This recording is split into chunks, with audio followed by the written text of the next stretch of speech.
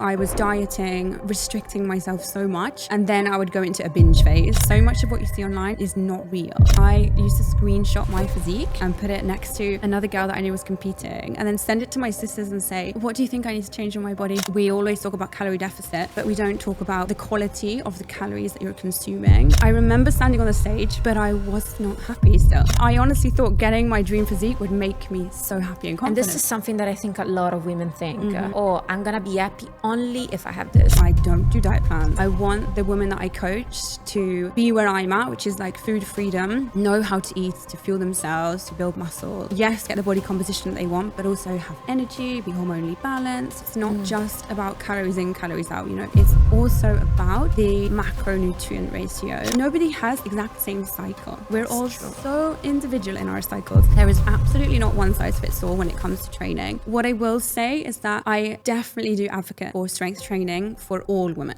Hello everyone, welcome back to WellSome. In today's episode, I have the pleasure to have with me Lauren Holly.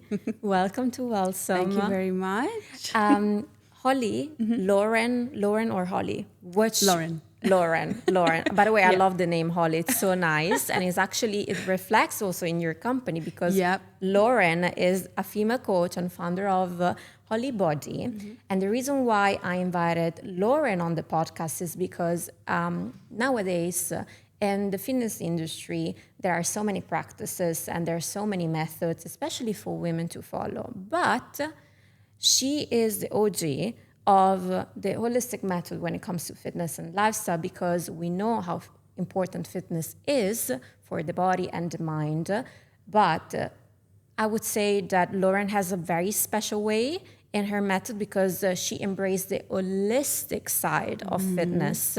So she's not only talking about fitness, but she's talking about lifestyle, mindset, and everything that as female we have to know in order to be the best version of ourselves physically and mentally. You summed it up brilliantly. Thank you so much. Thank you so much. Lauren, first thing first, I know that you have a long journey and you have an incredible story. So I want to ask you first, how did you get into fitness? Exactly as you said, long journey, full of ups and downs and full of failures. Spanning 20 years now. Wow. So, revealing my age. But basically, I actually started going to the gym when I was 16. Very early. Really early. But at that time, it was actually a form of escapism for some things that were going on in my life. And I was really lucky to realize from a young age the impact that fitness had on my mental health. It was just like an escape. However, I was extremely anxious. I was shy. I was very insecure. And I was absolutely terrified of weight. So you would never catch me with a barbell. I wouldn't pick up the dumbbells. So I was the girl on the cardio machine, for a long time. Then I actually got into doing weight classes. So like body pump or the cardio classes like combat. And that was my first introduction to weight training. And thereafter, it was a long journey, I had really terrible gym anxiety for years and years and years. But I would go to the gym, then I would fall off again. I tried all the diets you can imagine. I also used to struggle a lot with binge eating. So I was, dieting, restricting myself so much. And then I would go into a binge phase. So I was constantly on this, cycle, up, down, weight was yo-yoing and so on. And then fast forward, I moved to Dubai. I actually came here to work as cabin crew, which was an amazing experience. And I got my first coach. And by this point, I was 10 years already into my journey into the gym. But I was humbled. I had to relearn so many things that I was doing wrong. I didn't know anything about the food, how to fuel my body, how to fuel my workouts. But I had managed to build a bit of muscle because I had obviously been training on and off for so long. And that first coach, that was kind of a pivotal moment in my journey because he actually said to me one day, have you ever thought of competing in bodybuilding? And it was something that I dreamed of for a long time. At that time in my journey, I was all about the way that the body looked. I was all about I have this image of a certain physique that I want to reach in my head. And when I reach that goal, I'll be happy and confident and life will be amazing. Yes, yes. So, but I didn't have any confidence. I was really shy and insecure. So that coach saying that to me kind of put a seed of belief in me. Anyway, I competed. So you got into bodybuilding and you were competing. Amazing. Yeah, so I competed in bodybuilding. I won my first competition. I was still cabin crew at the time. So the way that I did it was 6 months of I call it like laser focus. Wow, how did you manage to be a cabin crew with all this time differences? And wow, I was absolutely regimented in my training. You know, I had like by the hour, because obviously you're going different time zones. Yeah. So it's not like I even had a 24-hour period that I could measure my calories and macros in. You know, it was really hard. But interesting. I came up with a system that actually I share with my clients, which is like scheduling. Yeah. And that just helped me to achieve it. Yeah. But I was, you know, I would say basically a loner for those months, refusing to go out. I also, in the background, I really started studying heavily fitness, training, nutrition. Yeah. Because I decided at that point it's what I wanted to do. Yeah. I won the competition. And that was, as I said, that was a really pivotal moment for me, because I had basically reached what I deemed my dream body, you know. I was incredibly happy with the physique I'd built, you know, I had like visible abs. Yeah. I'd built muscle. I love that you can shape the body. Yeah. But I remember standing on the stage, and of course I was extremely happy that I'd won. Yeah. But I was not happy still. Yeah. And I remember standing up there thinking, when this is over, you need to fix your relationship with food, your relationship with yourself, and you need to build some self-esteem. Wow, that's interesting that you reached what you had to reach, and then you said, no, this is something I have to unlearn and relearn again. Exactly. Because I honestly thought getting my dream physique would make me so happy and confident. And this is something that I think a lot of women think, me included. Yeah. I think, I'm going to be happy only if I have this. Yeah. Or I'm going to be loved only if I have this. Yes. Yeah, exactly. And then so that was a bit of a rude awakening for me, because I was like, wait, okay, what else do I need to do? What's next? But it was a good thing, because it showed me it is not, I mean, obviously I gained a bit of self-belief in that I can do hard things if I really put my mind to it, which was great. But I still wasn't this outwardly confident, outgoing person. I still was insecure. I still was worried about how I looked and how I spoke and everything. So then I realized it's actually the inner work. Yeah. And then I embarked on a journey to do that. Yeah. Fast forward, I took multiple coaches. I learned as much as I could. I became a personal trainer. So I trained so many women, all different body types, you know, different physiques, different goals. I saw so many patterns in females and like commonalities in our bodies, things that we worry about, so many patterns, even things with menstrual cycle. And it was an amazing education. Wow. I did that for a long time, and then I took everything online so I can help more women. And I love that. Where I'm at now. Very, very interesting, and a very, very long journey that actually took you to your purpose. I would say like this was this. As life it is, Exactly. Second question that I have in my mind right now is that when it comes to fitness, and I think maybe you learned along your journey, there are a lot of like misconceptions that us women first we put in our mind. For example, in order for me to look in a certain way, I have to do ABC, or maybe I have to push harder to get results, or maybe, I don't know, eating like disorders and everything.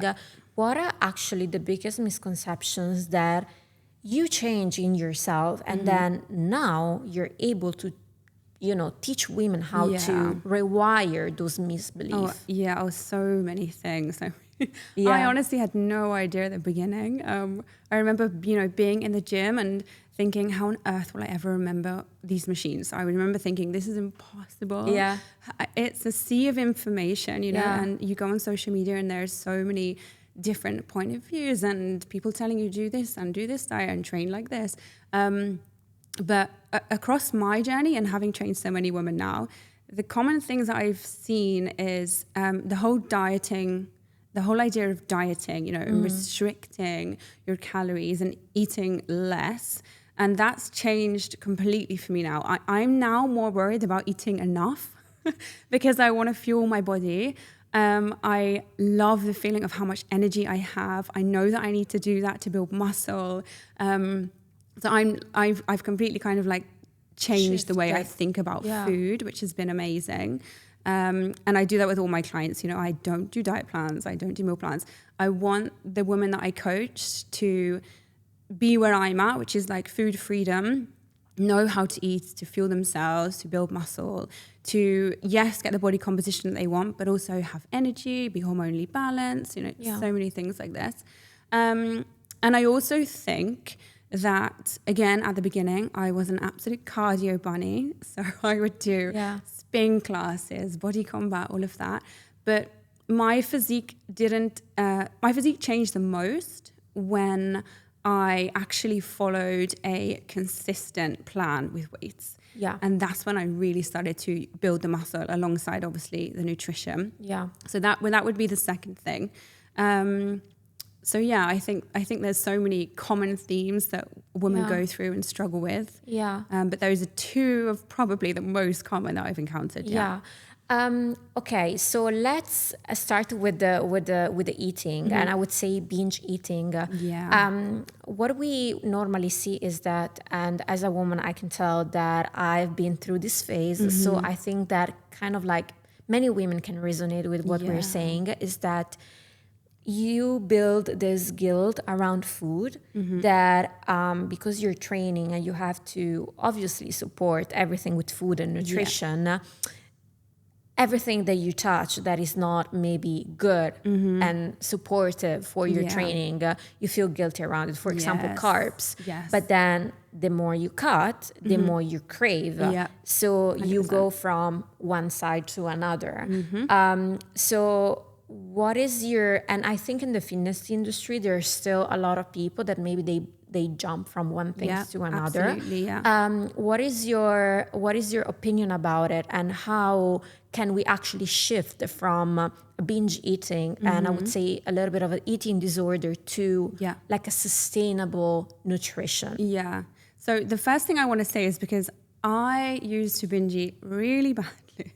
Like, I have horrendous stories, you know, like I used to restrict so much, and then I once binge ate so much that I had the most horrific stomach pain and I could barely walk. You know, I was really bad I would just overeat a huge amount of food, and then I would go back on a diet for 2 weeks and then it would happen again. But the problem is that, and also I want to say that it's so common. I mean, I've worked with so many women now. I know it's something that we don't talk about, but I can tell you that more than 2/3 of women that I work with struggle with emotional eating or binge eating. So it's so common, but we're not talking about it. So one, I think we need to be a little bit more open. But that said, it does come with a lot of guilt and shame, like you said. So guilt and shame always, you know, those two feelings, they kind of keep you stuck in that cycle. Because the problem is that you are restricting calories. And the way that I always say to the ladies I work with, you know, if you are eating 1,400 calories 7 days a week, you know, and then at the week, 5 days a week, let's say, and then at the weekend, you're binge eating like 3,000 calories plus in a sitting, which can easily be done. Then I always say to my clients, why not just kind of, if you add up 1,400 times 5 in the weekdays and then 3,000 both of the weekend days, it gives you 13,000 calories to play with, which is like just over 1,800 a day. So if you can instead think in that kind of mindset, you know, 1,800 a day, give yourself a little bit of leeway to have some of your favorite foods, and then really battle any guilt when you do that. Because that's the thing, you know, as soon as you have something that's like a piece of chocolate, the problem that happens is that you then feel so much guilt, and then you feel ashamed about yourself, and you start thinking, why can I never stay consistent? You know, I don't have any willpower, and you start berating yourself, being horrible to yourself. And then it falls into a spiral of, you know, you'll do this for days, or like me, I used to do it for weeks. Yeah. So one of the big things that helped me is when I had one of the foods that I deemed my treat foods, which now I say there's nothing off limits in my coaching. Like I honestly, I eat all foods, but I do focus on the foods that give me nourishment. Of course. But when you do, like I still have chocolate, I still have burgers, you know. When I have that food now, I don't think of it like, oh, this food is a terrible food and I've just blown everything. I think I've taught myself that I can have it and then I can move on because I don't feel the guilt anymore. Yeah. But it obviously takes a bit of time because you have to rewire. Yeah. But it can, I mean, I stopped binge eating in 6 months and I never have done it again, which is, and I honestly never thought that would be possible. I thought that would be something. How did you do that? By shifting something in your mind? Yeah, I always say health and fitness is such a mindset game. It really is. I love that. You have to, there's so many things that you need to identify about how you're thinking and switch it and almost like bring yourself into a new identity, which sounds hard, but I mean, I'm obviously very knowledgeable now and I can notice all those traits in women and I can immediately pull them out and say, because you're thinking like this and because you're having that behavior, it is causing this to happen. Yeah. But the way that I stopped was, the first thing I did was I thought about, there were triggers for my binge emotional eating, you know. It would normally be after a stressful day or if I was upset about something. Yeah. And also something that a lot of women don't realize is that there was a big correlation with my menstrual cycle. So I was like, why is this happening, you know, every 2 weeks? Yeah. And there was a pattern. And I've seen this pattern so many times in women. And when I say this to them, so many women are like, oh my gosh, I see it. Makes sense. Yeah. And then, so I noticed the pattern. And then what I would do is when I felt like I wanted to have like a binge episode, I would sit with myself and say, okay, has something happened to make you feel like this? Do you really want that food, or is there something else that you can do to kind of, you know, like bring yourself back into alignment with your emotions? I didn't stop overnight. One of the other things that really helped me was exactly what I said, that analogy of, you know, putting myself on such a small calorie. Shrink yourself. Yes. And not having this mindset of, you know, I need to eat less, but more, okay, it's scary, but I'm going to bring my calories up a little bit because that is the biggest factor in not binge eating. Yeah. Because it gives you a little bit more room and more energy and your body is more fueled. Another thing I did was food swaps, which is really, this is so helpful. So I always had the same foods. Most people have the same foods that they binge on. So mine was pizza and ice cream. Yeah. I used to just eat all the carbs, you know, I just loved, and I always loved sugar. I've loved sugar my entire life. Yeah. But what I would do is I would say, okay, how can I swap the ice cream for something a little bit more nutritious? Yeah. So I used to swap it for acai bowls, Greek yogurt bowls. Sometimes I'd still have the ice cream. Yeah. And sometimes I would just have a smaller portion. Yeah. But then I realized that made me feel like I'd still had something sweet. Yeah. I'd still like honored my craving. Yeah. But I was actually giving myself more nutrients, and that helped me with the guilt, because then I thought, okay, I haven't messed everything up. Yeah. I've still actually had, you know, a bit of protein from the Greek yogurt. I've had some fruits in there. Yeah. So that was a big factor. Oh, actually, it's so interesting that you trick yourself, like your mind, to think, okay, there's no guilt around, and there's no, okay, I have to, like, I'm doing something extra that shouldn't be done because it's already in the range. So it's all about maybe making the bar a bit higher when it comes to calories, rather than lower it to a point that everything that you do is just guilty because it's overpassed the bar. Exactly. Yeah. And honestly, like 1,000, I see it all the time. And I mean, I've seen women being put on even 800 calorie diets. I see this a lot. And you cannot sustain the body on this. No. You know, this is not enough. This is not enough calories for your body to definitely not thrive. Yeah. So honestly, what I find with my clients is it is so scary to eat a little bit more. But if you think about the week across, you're actually eating a very similar amount of calories because you're not having those high calorie binge episodes. Yeah. So when it comes to a calorie deficit, I know that a lot of coaches, they tell you have to be on a calorie deficit in order to maybe lose the fat and, just be in a good shape. What do you think about the deficit? I mean, scientifically, yes. Like you do have to be in a calorie deficit to lose fat. There is no doubt about it. Yeah. I think the problem is that it's very nuanced. So it's not just about calories in, calories out. It's also about the macronutrient ratio. So your protein, your fats and carbs. Because, I mean, 2 women could be eating, let's say 1,400 or 1,600 calories. But if the macronutrient ratio of protein, fats and carbs is wildly different, so one woman, let's say a lot of her calories come from carbohydrates, very small amount of protein, and the other woman is higher protein, she's got sufficient fats for hormonal function, and she's using her carbs strategically for energy, to help her with her training and so on. Those women will have very different body compositions, even though they're eating the same amount of calories. So I think this is the problem is that, and I used to think this, okay, 1,400 calories, I will be toned, I will be lean, but it's way more nuanced than that. Yeah. And I think that's the problem is that in the coaching industry, we always talk about calorie deficit, but we don't talk about, the quality of the calories that you're consuming and how the macros make up how your body looks as well. Yeah. Also, I would say also the quality of the food that you're eating. Yes, absolutely. Yeah, absolutely. Yeah. I mean, like, it's not about, whole foods for sure. Yeah. But the way I get my clients to think about it is, if you're following If It Fits Your Macros, which is the standard in the industry, then that's all fair and good. But then the concept of, eating a protein bar, which is going to give you a hit of protein, but barely any other nutrients, even though some of them are fortified, compared to a plate of, chicken with a nice salad, maybe some sweet potato.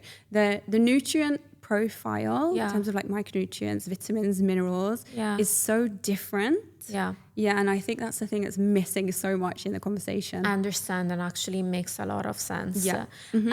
So let's say that also in majority of our audience, maybe they want to train more than 3-4 times a week. Yeah. So they want to be consistent in the gym. I guess that also when it comes to deficit and when it comes to nutrition, it's very difficult to be on a very, very low deficit because you have to perform and you have to train. Yeah. Is there a specific amount of, let's say, calories, depending on how much sports do you do? There's not, it's different for everybody. Yeah, this is why you cannot just, follow anyone else's, like your favorite influencer, you cannot follow someone else's calories and macro split. You need to know what's your own, because everyone's lifestyle is very different. Yeah. So for instance, for me, like I'm active. I train 4 to 5 times a week in the gym. I walk as well. We have dogs, so I'm active. I do also sit a lot of the day because I'm an online coach, but I am still active.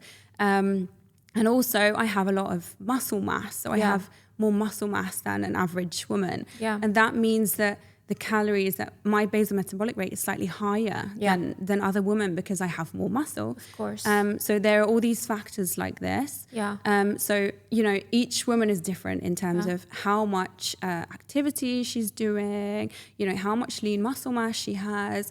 There are many factors that make up someone's calorie profile. So where my maintenance calories, which would be for me to maintain where I'm at currently, could be 2,100, but somebody else's could be, her maintenance calories could be 1,600.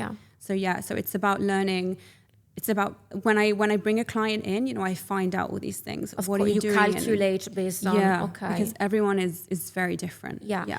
Do you think, Lauren, there is a training that benefit maybe women that are more curvy or compared to women that are naturally more lean? Do you think that depending on your body type, there's a specific training that either benefit you or harm you in a way? No, I don't think by body type. I think more in terms of like female specific training. Like, unfortunately, we don't have a lot of science in female specific training, and it's we're so behind in this. Even in health in general, I feel that so now behind. It's coming. But we have a long way to go. Such a long way to go. And it's so frustrating for me, all my clients. I know. I get so annoyed about it. Because a lot of the stuff we know so far has been based on men. And, physiologically, we are different. Our hormonal, throughout the month, our hormones are so different, and we're only just starting to learn these things. So in terms of like body type, I don't tend to think so much in terms of this, but I definitely look at each woman as an individual. Yeah. There is absolutely not one size fits all when it comes to training. What I will say is that I definitely do advocate for strength training for all women, like all women. To me, that is the foundation of the house. Yes. If you don't have that, if you don't have a strong foundation for your body, and this is very dramatic, but everything eventually as you age, that you don't have a strong foundation of your house. So I definitely say, for me, strength training is number one. And then for me, the way that I've kind of devised my method of training, I call it hybrid training for women. Tell me more. So strength is that's just a fundamental. And I'm not saying you have to be in the gym 4 or 5 times a week, especially if you're a beginner. But 2 times, some of my clients just do two times a week in the gym, strength training. The other pillars that I always say are mobility. So making sure that your joints can move through full range of motion. Another thing that you really need as you age, so that you can move well. Also flexibility, like the lengthening of your muscles. And then the other thing is cardio. But I'm not talking the standard cardio that gets given for fat loss and calorie burn, because I hate cardio for that. That used to be me. I used to binge eat and then go and punish myself on the treadmill. And now I teach my clients, no, cardio is not for calorie burn. It is not for, punishing yourself after you had a meal that you think is a bit unhealthy. Cardio is something that is vital for your heart health, your cardiovascular system, and your fitness. And also, it's a mood boost. Yes, it is. All exercise is a mood boost. It is. But so that's how I think about it. It's not 40 minutes of cardio on the Stairmaster. It is short, sharp bursts of high intensity, but not too long. And then making sure that you're going through all the different cardiovascular like zones, like 1 to 5 as well. So being strategic about it. That sounds really overwhelming to any woman, but it's actually not. So that could literally be 2 days in the gym, with a proper consistent training plan. I'm not talking about the weight classes, because you will not get the same results. You're normally going too fast in the weight classes. You cannot focus on your form. You cannot focus on mind muscle connection and how you do every movement. Exactly. And also it's not anything on the instructors, but there's a group of people. You cannot physically check everybody's form and I feel it because even myself, like I know that a lot of girls, they love to go in group class and to train together. Honestly, I can't, because first of all, I cannot focus, and second, I feel that I need someone to check on me. Because I lift weights and I love weight training. I love it. Gives me so much, even mentally. I feel so strong.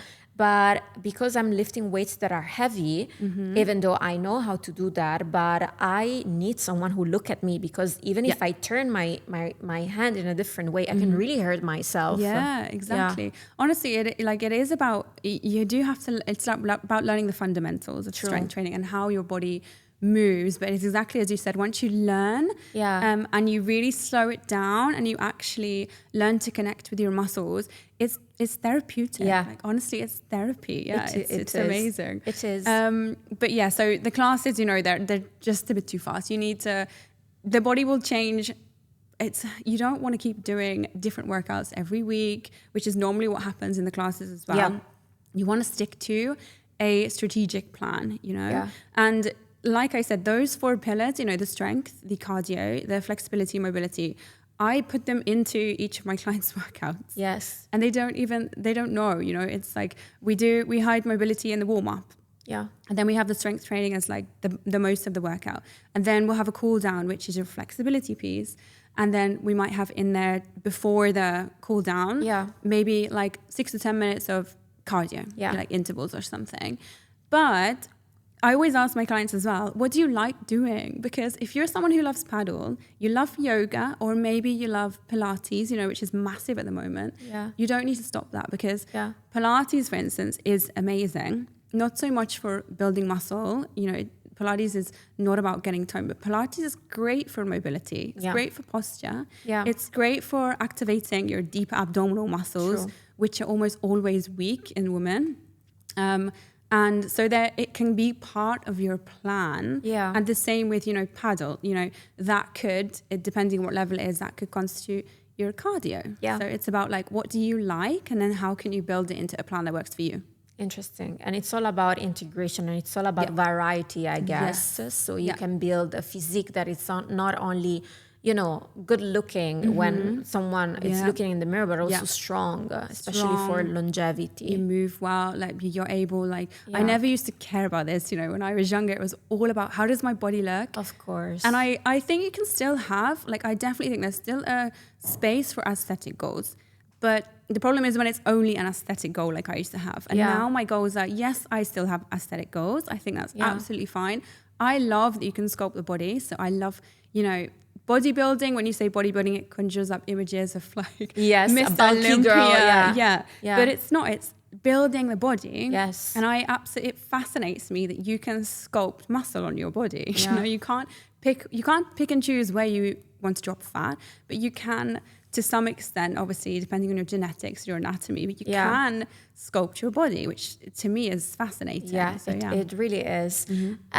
Lauren, do you believe in cycle syncing and training based on your period? Yeah, this is such a good question. I love this question. Yeah, tell me more.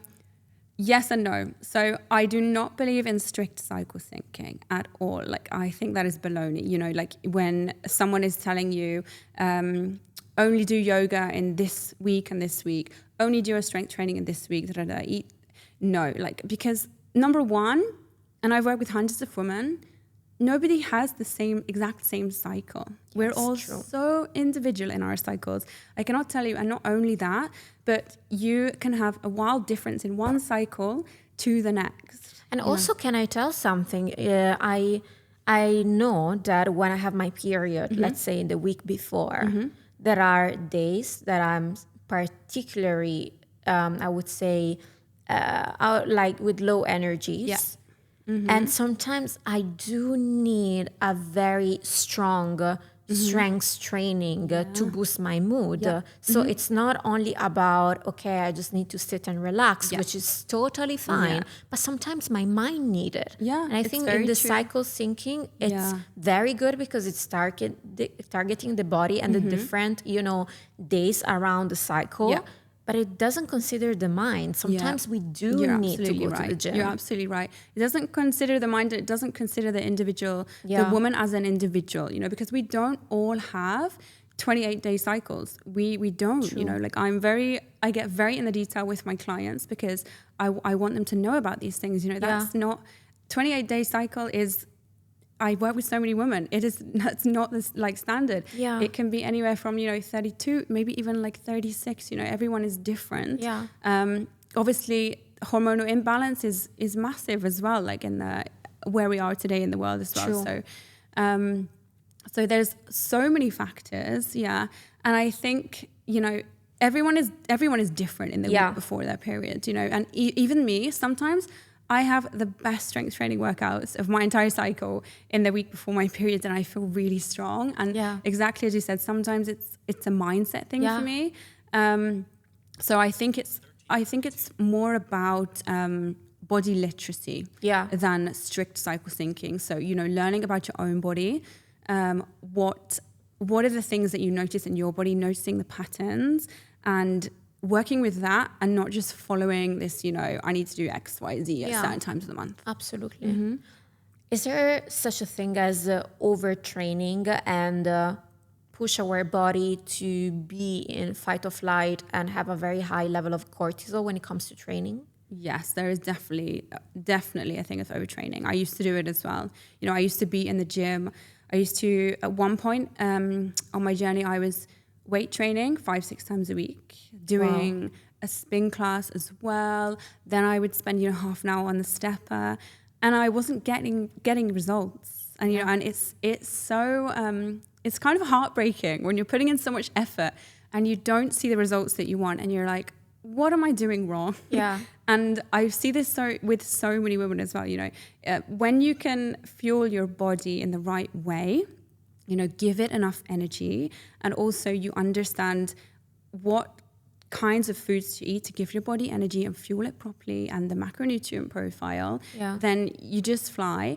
But the piece that I used to miss, and a lot of women miss now, is rest. I always say, like, if you think about a pie, like I would say, give or take, obviously this is not like 100% accurate, but half nutrition, think half training and half rest. It needs to be part of the plan. Because if you're overtraining, what happens often is women are overtraining. They think more is more. If I do more, I will get leaner. But what happens with the body is you're training too much. You're not giving your body enough energy. You're not fueled for the training, so it's not even optimal anyway. And it actually has the opposite impact of the body, because muscle builds in rest. You need the recovery for the muscle to repair and then grow. So without that, if you're overtraining, you're actually having the opposite effect on your body. Do you think that in women, especially if they're entrepreneurs or maybe they have a type of job that push them to have a very high cortisol, do you think it's wise to decrease the workouts and maybe go for like a lower pace, or just decrease the days they can spend in the gym? Or do you think it can be balanced somehow? I think, with my clients, I'm big on data. I always say to them, go check your hormones, go check your blood work, because otherwise, you're just working from, you have no idea. It's better to know the data, I hear it all the time, is women coming to me, I think my cortisol is high. Check it, go and check, and then figure out a plan from that. But I think that, yes, I see a lot of women, and I'm the same. I am a high achiever. I like to be doing, but the whole piece around, I've had to learn with myself that I need those lower, relaxing days. And I have to sometimes tell my clients this as well. I have a lot of people that come in and say, I want to do 5-6 days a week in the gym, and I want to, push it hard. And I'm like, okay, but you're not going to do 5 days of weight training. You're going to do maybe 3 or 4 days of weight training. And then I want one of those days to be something to do with maybe stretching, yoga, Pilates, because nervous system is so often overlooked in women. And I cannot tell you how many women are dysregulated in their nervous system. Especially here, I think, in the city. Now that I've done so much work on myself and become so much more regulated, and now I know my triggers. I know when I'm feeling like my nervous system is like getting too much. But I used to live in the constant state of fight or flight. And I see it with so many women now as well, because I can see the signs.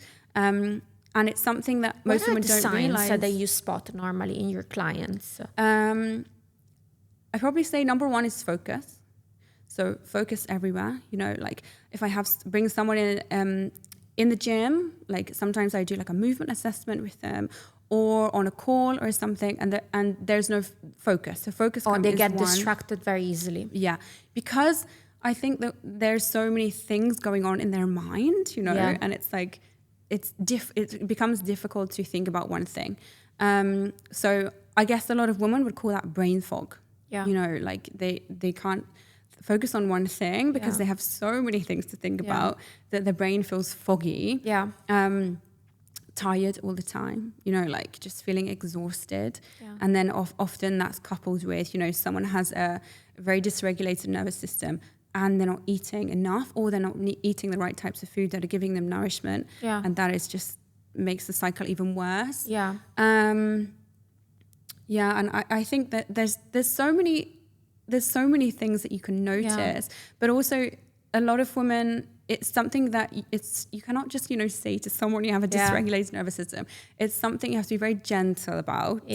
And for some women, they've been operating like that for their entire life. I know that I was, It never occurred to me that it's not normal to feel so brain fog, scatterbrain, forget my words, feel like I'm constantly overwhelmed and stressed. Like, I didn't realize that was my normal, but it's not my normal anymore. Yeah. And I think for us women, we enter in an era, especially, I would say after 2020, say, when social media started to speed up. So we saw a lot of women entering in business and entering in the business scene and being financially super independent and wealthy.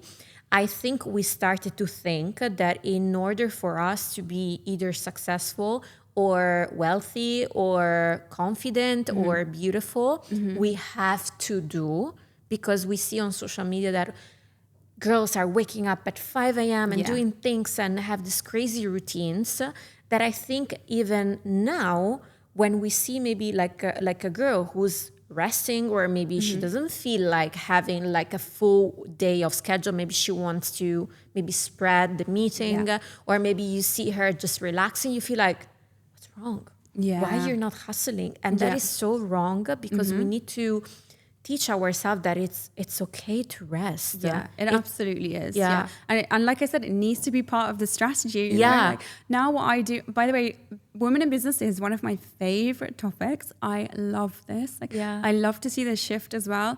I love that more and more women are starting businesses, entrepreneurship, helping others, service-based businesses as well. Same with yours, product-based businesses, and coming into more wealth, because I honestly think that's what we need to change the world. Like, I fully believe that. So I love that topic. But I think rest, for me, I now have learned that I need and I tell my clients to do this as well. I'm very big with them on self-care, because most women, we give so much and we have so many things to do in our lives, work.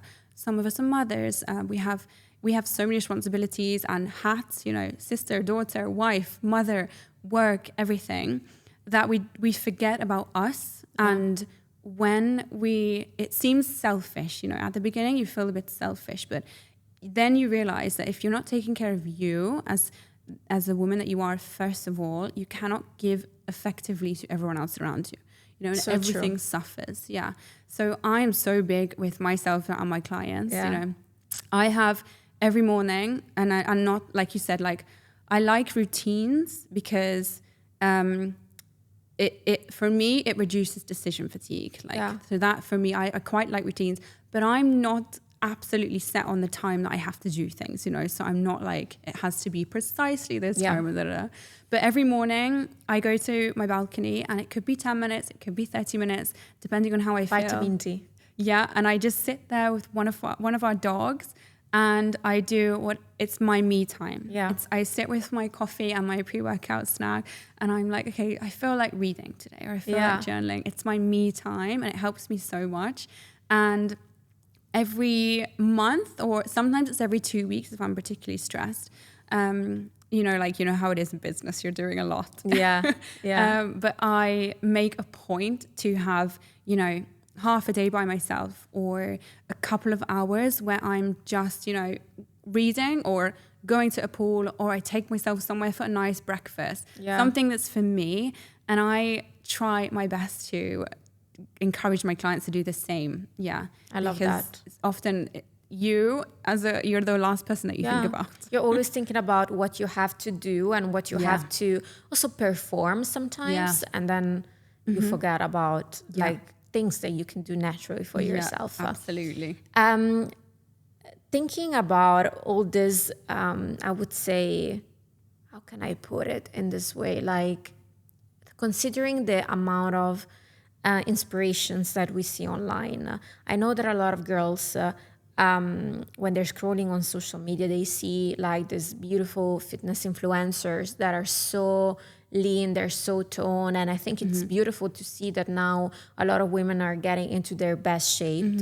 However, there is also like I would say an extreme where you see bodies that are not natural, or maybe they're not built naturally, or maybe they're promoting bodies without telling you what they're taking, if they're taking something aside, or and you believe that this is something, or maybe it's just AI, because now we have also the problem with AI. So what would you recommend women to tell themselves when maybe they look at the social media, they see maybe like a body that they would like to achieve, and maybe it's not really realistic, and they get into this, I would say, insecure zone. Honestly, it's such a big topic, and I know it so well because I used to be so bad at this comparison game that when I was competing, I used to screenshot my physique and put it next to another girl that I knew was competing, and then send it to my sisters and say, what do you think I need to change on my body so that I've got muscles here? Like, absolutely ridiculous, you know, like the level of my self-esteem being that low that I felt that I needed to take pictures and compare myself. But I think there's a big piece around, and this is hard to believe, but it is absolutely true, is that so much of what you see online is not real. And I remember when people used to say that to me, and I'd be thinking, well, I mean, surely it is, but it isn't, you know, because exactly as you said, we are in an age now of AI, body changing apps, filters everywhere. And I never want to bring any other woman down for doing any of this stuff, because I do not believe in bashing other women in any way. You know, everyone is in a different place in their journey. I used to have very low self-esteem. I used to be way more insecure, you know. And I don't ever want to bash another woman who is at that point in her journey either. But we're in a world where there's AI everywhere, body changing apps, you know. There are so many women taking weight loss injections for health or for aesthetic reasons. There are women who are taking other kind of injections to help in terms of muscle building and so on. Like and you never know, you know. This is also why body before and afters, like I don't do them like in my marketing, because it gives me the ick, you know. Because for a couple of reasons, but number one is that there are so many body before and after transformations that you will not be told what the person has been doing or taking in the background to achieve that result, which is not something that's sustainable or achievable for an average kind of woman or person, you know? Yeah, totally makes sense. Last question for you. So I'm sure our community now is super curious to actually know more about your method. First of all, you won an award. Yes. That's amazing. Thank you. So inspiring. Thank you. Lauren, tell me more about your method a little bit. What are the steps, and how did you create this method, and why is it the best? Because I'm sure it's the best. Thank you. I did actually, when I was PT, I was awarded second place female PT of the year by REPS, which is one of the industry committees. I love that. Thank you. And basically it's because I'm obsessive about how can I make women's lives better because of my journey, and I can resonate with so much. And I want all women to reach the point where I am now without doing the 20-year journey of failures and heartache and everything that I went through. So I always say, you know, I give women the shortcuts to where I am now. And I always say, you know, I am just a few steps ahead of you in the game of health and fitness. You know, like I also started all the way at the bottom with no idea, constantly dieting, binge eating, all of this. So I honestly have been through it all. And now what I did was, from my years of, you know, personal training, working with so many women, noticing all the patterns in how we think, all the patterns in, you know, even there's patterns in our body, like we often have tight shoulders, tight hips, like we often have weak glutes, and posture is becoming a massive issue. So everything that I learned from that, and I've also taken a lot of coaches myself over the years, learned from them, obviously lots of studying, certificates and so on.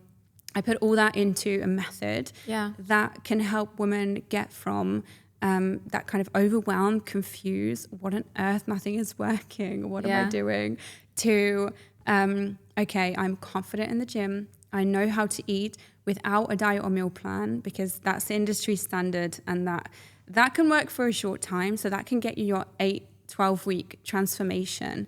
But the problem with that is, and all those transformations, this is my other issue with the before and afters, is that you don't see that the person cannot maintain it usually after, because they haven't learned how to eat or train. Yeah. So I always say with my method, I'm very passionate about, I want to give you the how, you know, the system and the structure to getting that, I say toned like this because toned is muscle with being lean enough to see the muscle. Toned, confident, healthy and fit. But I'll give you the how, but I'll also give you the why. Because when you understand the why, everything starts to make sense and it feels a lot easier. So my method is basically combining all of that. You know, it's training, it is nutrition, and it's mindset coaching as well, because all of this together is what creates true long-term transformation. Oh my God, that's so, like, this method is so well put together. And I love when people in front of me, and especially coaches, they look at things in a very holistic way. So it's not only fitness, or it's not only finance, or it's not only, I don't know, longevity, but it's all integrated into one. And Lauren, thank you so much for being with us. Can I ask you one little question? Yeah, of course. If you have to give women a little piece of advice on their fitness journey, or how you would like them to feel, what it would be? Something that maybe you would have loved to know before, but now that's kind of like your mission to tell women? Yeah, it is. I think honestly, it's about, this is going to sound a bit woo-woo, but moving from scarcity mindset with your body, food, and exercise to abundance mindset. And by that, I mean scarcity mindset is, you know, restricting my calories. I'm going to eat less. I'm going to go to the gym to punish myself. You know, I hate going to the gym. I hate exercise. I'm basically going to punish my body. And so that would be like the scarcity mindset. And the mindset that I want all women to move to is food is fuel, you know, and once you understand a little bit more about nutrition, I promise that food can feel easy, because I never thought I would say that. But food feels so easy to me, and so many of my clients will tell you the same thing. Moving to, you know, eating more of the foods that are going to give back to you, as opposed to the foods that are low in nutrients. Going to the gym and thinking of movement as mood boost, you know, it's going to help me get strong. It's going to give me confidence, as opposed to burning calories. And then, and also I think noticing self-talk. That you are normally being really nasty to yourself all day. And it's a long journey to kind of like, to get a hold on that voice on your shoulder that's always berating you. But that's the other thing that I want women to really start thinking about as well. Long story short, to all of my girlies and my community of women, don't shrink yourself, just be abundant and everything will flow. Absolutely. Lauren, thank you so much for being with me today. If people want to find you, tell me where they can find you. Instagram, probably. So Lauren Holly Fit, or my website is hollybody.co. Perfect. Thank you so much again for being with us. Thanks for having me. If you have any question for Lauren, please let us know in the comment. Do not forget to subscribe, and I'll see you on the next one.